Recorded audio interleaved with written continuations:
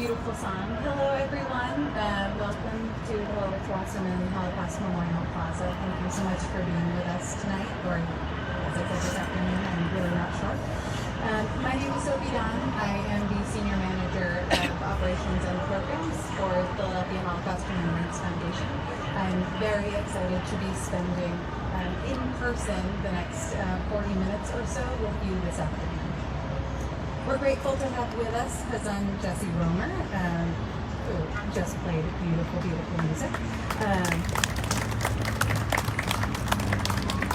along with violinist Veronica Jurkiewicz. And we'll also have educator Wernick, who is just to my left, and she'll be sharing some beautiful words about reflection and resilience on this day that we're commemorating Kristallnacht. So to start off, I want to offer some context for this program and some of my own reflections on our gathering today. So why are we here today? What is it that we're commemorating on November 9th?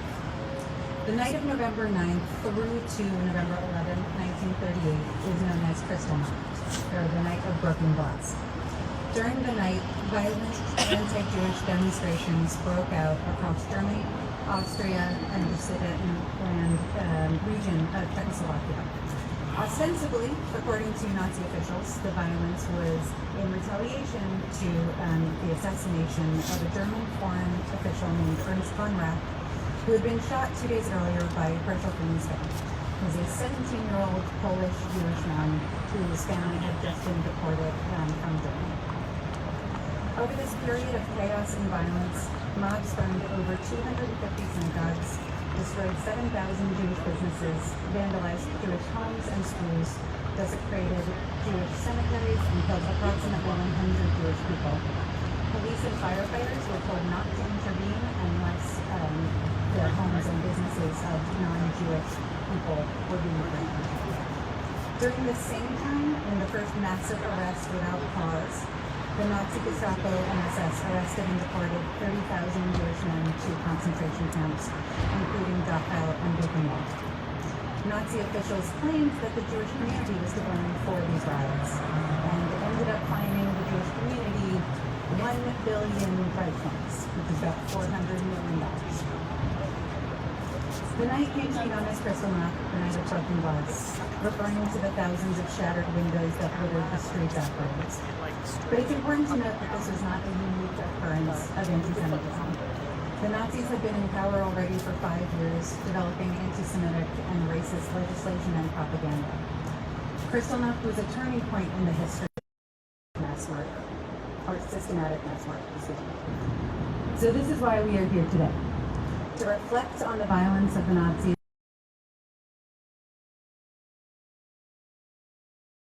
silenced, and the feeling of futility that the Jewish people had in Nazi-occupied Europe. But we are also here today to reflect upon the unparalleled strength and resiliency of our survivor community. It's because of them that this memorial that's behind me, and many of us as descendants, myself included, stand here today. This memorial, which serves as a meeting place for us to remember and reflect, is extremely important to me as I know camp in Germany after their respective liberations from Auschwitz and the death march from Kursk. My Zadie was the only survivor of his family, and my Bubby survived with 1 brother and 1 sister, and they were all part of the group that made this memorial exist, made it a reality. The first of its Kristallnacht, a night whose violence was really a harbinger of what was to come. So here's the quote. Remember, do not forget to tell the world what happened to us. You will be the witness, and we will have to state our case before the world. We are holding every survivor responsible. Tell your neighbor as well as the stranger. Tell your children and your children's children, because after you are gone, there will be no one else who saw it with their own eyes. The survivors are the only ones who can state our case before humanity. We must make a holy oath that if you survive, you will never forget. It is your responsibility not to let your neighbor or the stranger on the street forget. For more songs and prayers and words about our responsibility to tell these stories and the resilience of the Jewish community. I wanted to note But if you would like to follow along with the songs or participate, which Jessi will prompt you to participate at times, you can find the song lyrics on our website. So if you want to, on your cell phones, you can bring up why don't we just turn this around like this? And you'll be able to find all of those lyrics there. So thank you so much.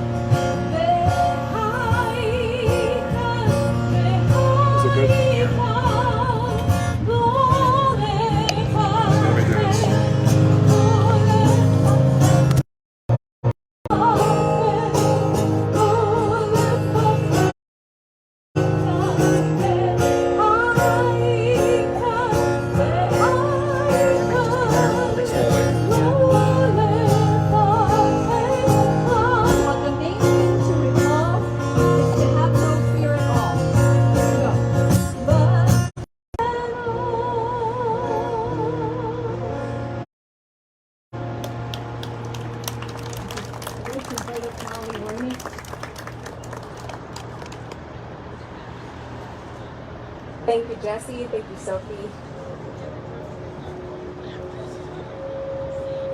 We read my 4.5-month-old son, who's right up there, the baby carrier. We read him stories each day before he goes down for naps. Our library is intentional, curated, and filled with tales of bravery, kindness, citizenship, friendship, and loyalty. At least once each day, he hears a story called Room on the Broom by Julia Donaldson. It's a story in which a witch and her cat keep accidentally dropping items from their broomstick, which then get recovered by various animals. One at a time, the animals ask if there is room on the broom for them. Without hesitation, the witch exclaims yes and welcomes each animal onto her broomstick and onto her journey. When the witch has a run-in with the dragon, her new friends, the cat, dog, bird, and frog, band together, fending off the dragon and saving the witch from getting eaten. We read, "Thank you, oh thank you," the grateful witch cried. "Without you, I'd be on that dragon's inside." In the story, we teach him to welcome the stranger. We teach him to stand up for our friends and neighbors, even when we ourselves might also feel afraid. I can conveniently choose which books go into his library, which stories become woven into the fabric of his early memory, and which stories set him on his path to personhood. And as Jewish parents, even brand new ones, we hold a grand weight on our shoulders. We must tell our children the story of our whole people, even those that are hard to tell, even those that might feel inconvenient. For how else do we fight the repetition of history but to bear witness to it? Neither my family nor my husband's descend from Holocaust survivors like Sophie's do. But the story is not Sophie's to carry alone. It's mine, it's yours, it's all of ours. So how do I tell this story to my son?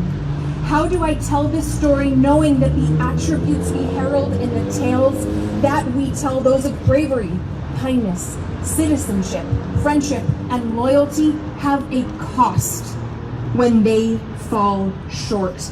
How do I tell this story to my son knowing that just like a glass window, his heart will be broken? How can I tell this story to my son knowing that this story will break his heart? There was a time not long ago with people full of fear and hate. They made our kin wear yellow stars, and on this very date, they decided that our work was that which they'd destroy. They broke our glass windows, stole our belongings and our toys. We looked upon our neighbors and those we called our friends to end this horror madness and to live in peace again.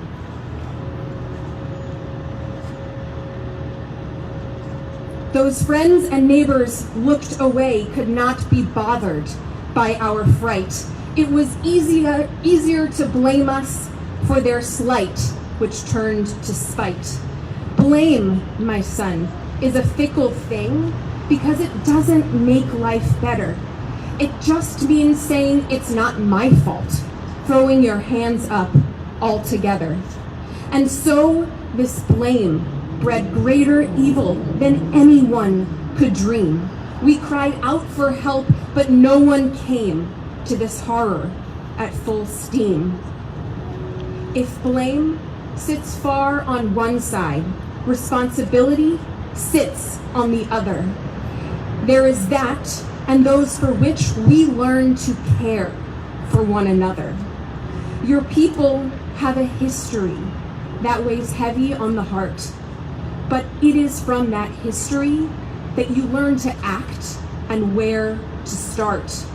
When you hear the cries of need from your neighbors and your friends, you step in, for you know well where this tragedy can end.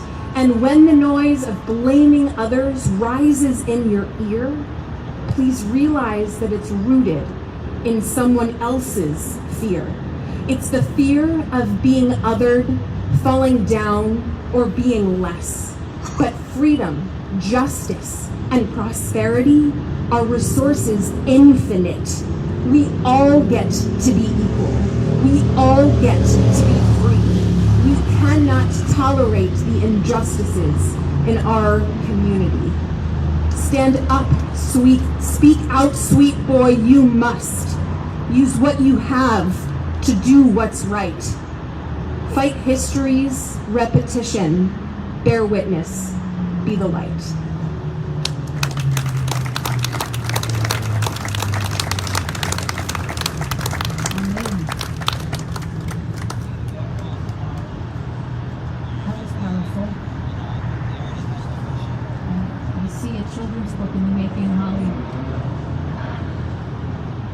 So apropos parents and children, we're going to play a song in Yiddish for you. Migrated to the States in the early 1900s, and the music is by Solomon Golub, who also was an immigrant to the U.S., sang in Yiddish, wrote in Yiddish. And I'm just going to read the translation for you.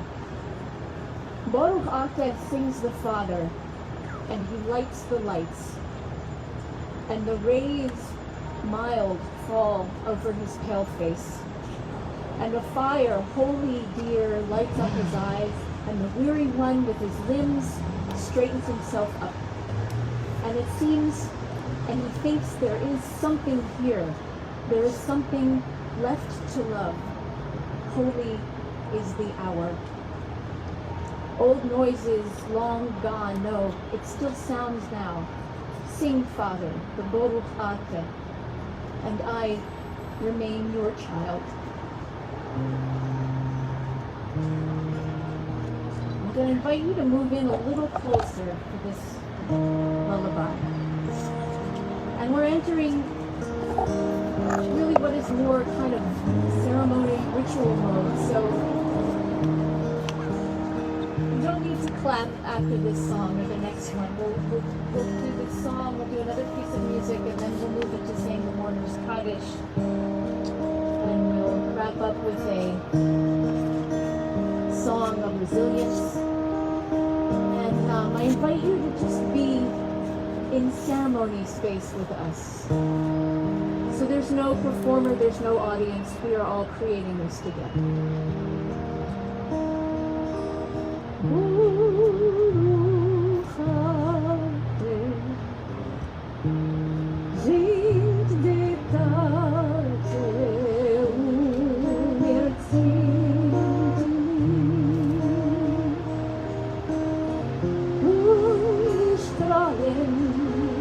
Wie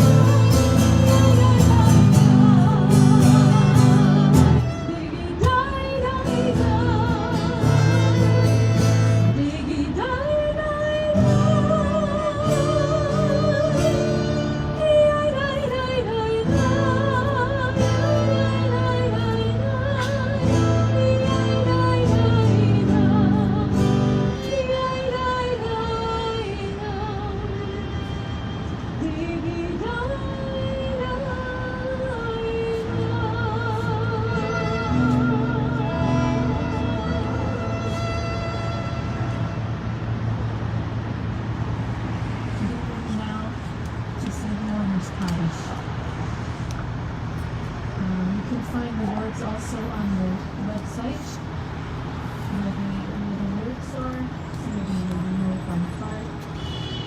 And even if you don't know the words or aren't following in the words, you can say an amen.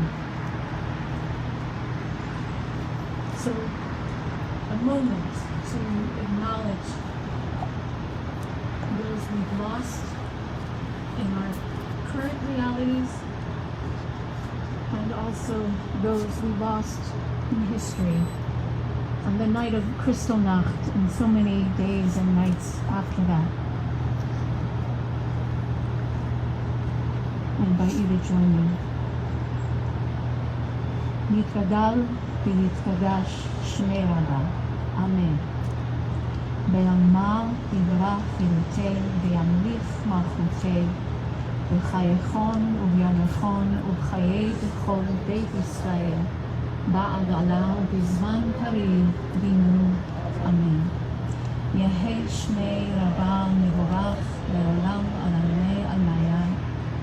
Yitbarach v'yishtabach v'yitpa'ar v'yitromam v'yitmaseh v'yitadar v'yitalel v'yitalal shmei b'kudashach v'yifti. Le'elam mikol birchata v'shirata tushbechata v'nechamata damiran be'alma v'yiru. Amen. Yehei shlam haraba min shemaya v'chayim aleinu v'al kol Yisrael v'yiru. Amen. Oseh shalom b'n'romav, hu ya'aseh shalom aleinu ve'al kol Yisrael ve'al kol yoshvei tevel v'yiru. Amen. May all of their memories be for a blessing and not be forgotten. So we're gonna, our last moments here, we're going to sing together the Song of the Partisans, otherwise known as Zobet Nitkenu in Yiddish. So I invite you, if you want to call up the words on the website. Sophie, it's again holocaustmemorial.org. It's philaholocaustmemorial.org. Yes. And we'll sing the first two verses in Yiddish and the rest in English. And the last two lines of every stanza repeat. So even if you're not looking at the words, you can repeat them with us at the last of every stanza. So this song was written, really became the anthem of the partizanim, the people who fought back in whatever ways they could, scrappy little armies in the forests during World War II. And this was one of the things that kept them going was music and the resolve that if maybe not each of us, our people would live to see another day.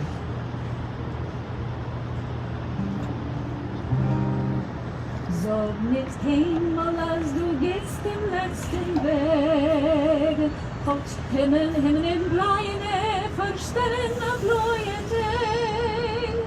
Kommen weg nach unser ausgedenkte Show, Zwetter Punkt und unser Trott mir seinen da.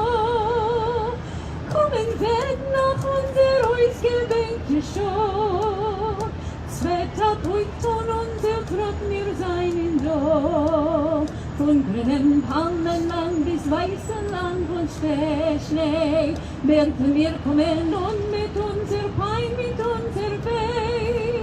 Und wo gefallen sie, zerspritzt vor unser Blut, sprotzen weg und unser Gwure, unser Mut. Und wo gefallen sie, zerspritzt vor unser Blut, sprotzen weg und unser Gwure, unser Mut. Never say that the road ends here for you, though leaden skies may be concealing days of blue, because the hour we have hungered for is near. Beneath our tread the earth shall tremble, we are here, because the hour we have hungered for is near. Beneath our tread the earth shall tremble, we are here. From a land of palm trees to the far-off land of snow,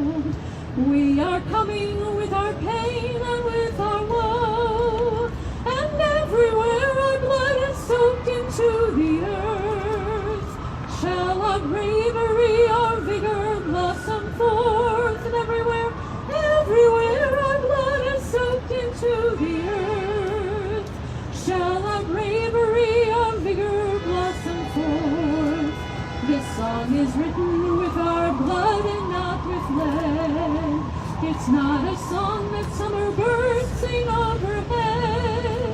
Amid the crumbling walls of people sang this song, and in their hands the weapons meant to keep them strong. Amid the crumbling walls of people sang this song, and in their hands the weapons meant to keep them strong. Never say that the road ends here for you. Though leaden skies may be concealing days of blue, because the hour we have hungered for is near. Beneath our tread the earth shall tremble, we are here. Because the hour we have hungered for is near. Beneath our tread the earth shall tremble, we are here. So I'm going to invite Sophie to end our ceremony for us. Thank you so much, Jessi, and thank you, Veronica, and thank you, Molly. Thank you all for being here. We're going to end with a tradition that goes back to 1964 when the memorial originally was installed here. And we're going to place some stones. We have a whole bunch of stones at the base of the memorial. If you would like to participate, Esther, my executive director here, and I will have the stones. And this is a way to both commemorate specifically Kristallnacht, because that's what we are commemorating today, but it's a tradition to remember all of those who were lost. So if you would like to, you can come over there with us. But thank you so much for coming tonight, and I hope you have a lovely rest of your evenings. Thank you.